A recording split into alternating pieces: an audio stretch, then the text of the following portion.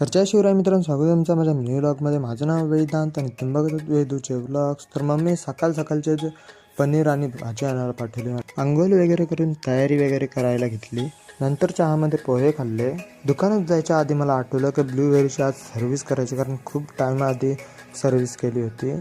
Service तर कल्लू व्हायच्या इथे करायची देऊन तो वल्ला धुवून आणली, म्हणून मग धुवायला गेलो. आधी धुवून आणून नंतर मग कल्लू व्हायच्या गॅरेजच्या समोर गाडी लावली. तो तर वल्लेला गाडी लावून नंतर 1 तासानंतर गाडी घ्यायला आहे. पण मी बघायला घेतला की काय काय करते. तर हा डेंट काढायला घेतला, पण डेंट काय निघतच नव्हता, कलर निघत होता. नंतर मग ऑइल बिल चेंज करायला घेतलेला. यो बघा किती काला झाले ऑइल.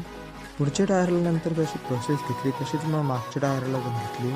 जुना ऑइल काढून झाल्यानंतर मग नवीन ऑइल टाकायला घेतला. इंजिन ऑइल तर चेंज केलाच, परत गेअर ऑइल पण चेंज करून टाकला.